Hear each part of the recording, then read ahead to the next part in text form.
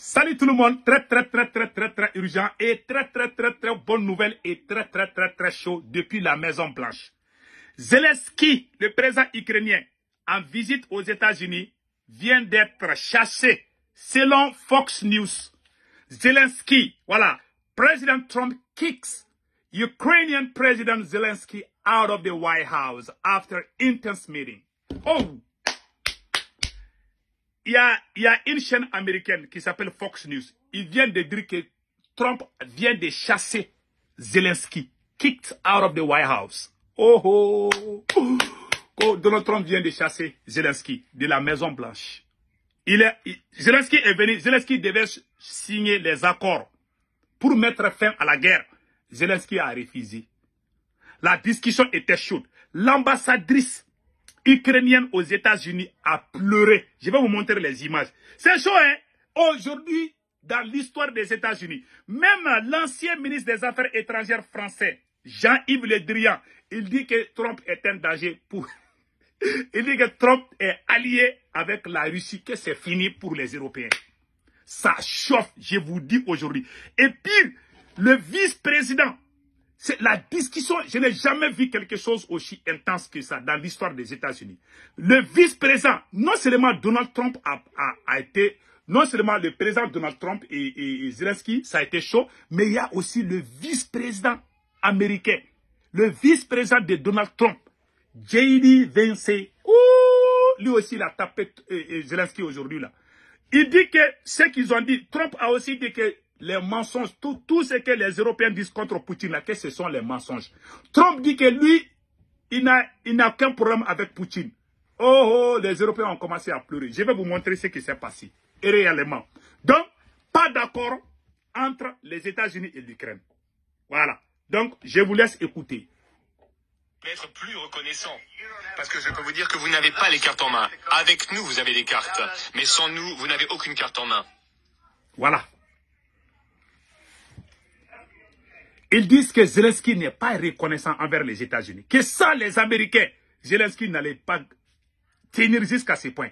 Et puis, Trump a dit que si les Américains n'étaient pas derrière l'Ukraine, que la Russie allait envahir l'Ukraine en 1 semaine ou 3 jours. Écoutons les restes. Il dit aussi que tout ce qu'on dit contre Poutine là, il dit que tout Poutine c'est que les Européens là, que Joe Biden et Barack Obama, et ils disent que c'est Poutine qui a fait que lui a gagné les élections, que c'est faux. Donc, écoutons.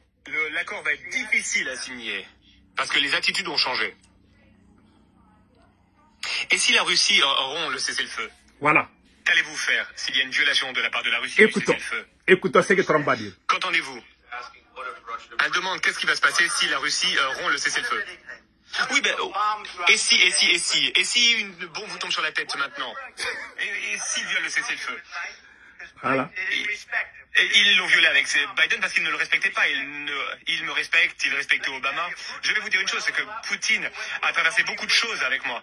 Il y a eu une fausse chasse aux sorcières où il y avait toute cette histoire sur la Russie, l'influence russe sur mon élection. Il y a eu toutes ces arnaques avec Biden, avec Hillary, avec Adam Schiff. Il a traversé ça avec moi. Il a traversé tout cela. Et nous n'avons pas fini en guerre. Il a traversé tout ça. Il a été accusé de beaucoup de choses, mais il n'avait rien à voir avec tout cela. Nous avons vu l'affaire de Hunter Biden. C'était vraiment terrible tout ce qui s'est passé. Ensuite, on a parlé de l'ordinateur portable de Hunter Biden qui était fait, voilà, qui était rempli d'informations écoutez bien. Par la Russie, etc. Et Vladimir Poutine a été accusé de toutes ces choses alors qu'il n'avait rien fait. Tout ce que je peux dire, c'est ça. Il a peut-être violé des accords avec Obama, avec Bush, avec Biden. Il a fait peut-être pas, je ne sais pas ce qui s'est passé, mais en tout cas, il n'a pas rompu les accords qu'il a signés avec moi. Il veut un accord. Je ne sais pas si c'est possible d'avoir un accord, mais le problème aujourd'hui, c'est que je vous ai autonomisé pour que vous soyez dur. Et je ne pense pas que vous soyez dur sans les États-Unis. Voilà. Et vos concitoyens sont très courageux. Voilà. Mais on doit signer un accord ou alors c'est fini. Et si c'est fini, vous allez voir les conséquences. Je ne pense pas que ce sera de bonnes conséquences pour vous, mais vous devrez continuer à vous battre seul. Mais vous n'avez pas les cartes en main. Mais une fois que nous aurons signé cet accord, vous serez dans une bien meilleure position. Mais vous n'êtes pas du tout reconnaissant. Et ça, ce n'est pas sympathique. Je vais être tout à fait honnête, ce n'est pas sympathique. Très bien, je crois qu'on en a assez vu. Qu'en pensez-vous? Voilà. Voilà. Ça va être de la bonne télévision, ça je peux vous le dire. Donc, vous avez vu maintenant, il a parlé de Vladimir Poutine. Il dit, Trump dit que tout ce que les Européens, les Obama, les Joe Biden, qu'ils ont diabolisé Poutine. Que lui, il n'a pas de problème avec Poutine. Voilà. Il a dit ça. Hein. Ah, en tout cas, ils ont tellement diabolisé les gars là. Même si tu dis le nom de Poutine, tu as même peur. Ah, voilà un président américain. Il a tellement bousculé aujourd'hui, Zelensky. Je vous montre. Voici la photo où l'ambassadrice, comment on appelle, voilà sa photo. L'ambassadrice de l'Ukraine, voilà, c'est écrit ici. Hein. L'ambassadrice ukrainienne aux États-Unis, main sur la tête, en train de pleurer lors des menaces de Trump envers Zelensky. Entretien tendu entre Zelensky et Trump. Trump dit, tu dois être reconnaissant. Laisse-moi te dire que tu n'as pas la carte. Tu n'as pas de carte avec nous. Tu as une carte. Sans nous, tu n'as pas de carte. Zelensky, on ne joue pas avec carte. Trump, tu joues aux cartes. Tu joues avec la vie des millions de personnes ukrainiennes. Tu joues avec la 3e guerre mondiale. Trump dit que Zelensky veut créer la 3e guerre mondiale, que lui, il ne veut pas la guerre. Voilà. Donc, et regardez maintenant, voici l'ambassadrice en larmes.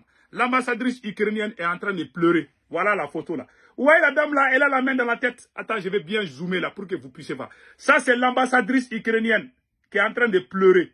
Ah, c'est là, elle pleurait aujourd'hui. Elle a tellement pleuré là, que ces larmes là, ces larmes même, vous pouvez même remplir beaucoup de choses. Vous voyez ça là? Elle a pleuré aujourd'hui. Elle dit, hey, que leur seul soutien, c'est les États-Unis. Maintenant que Trump est fâché, comment eux, ils vont faire? On vous conseille, les guerres par procuration, là, personne ne va plus faire.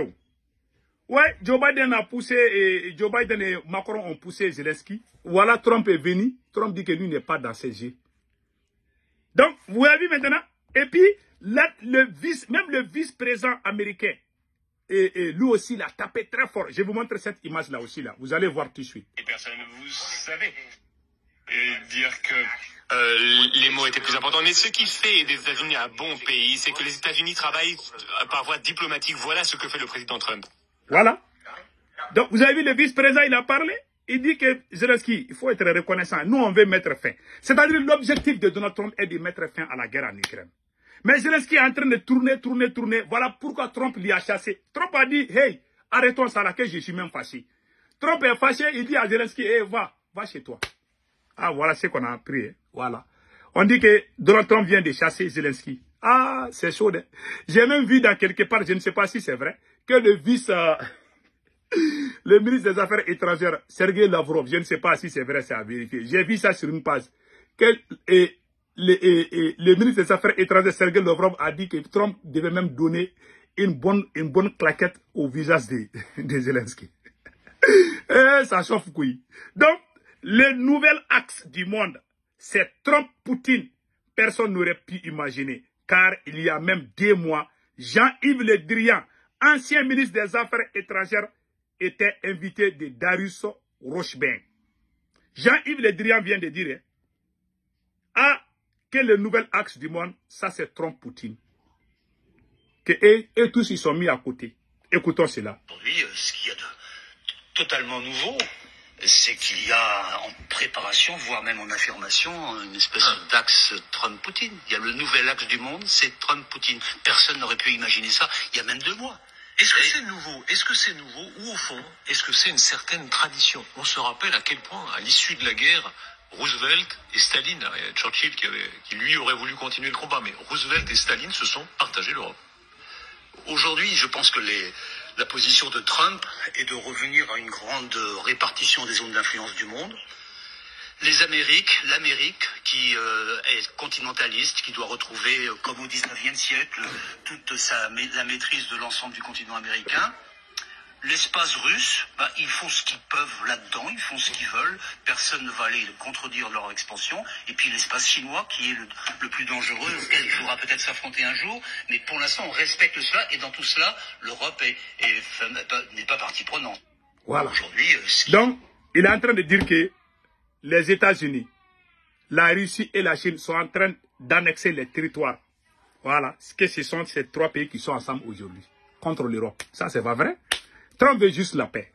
Donc, vous avez vu maintenant. Donc, passez excellent week-end. Ciao, ciao.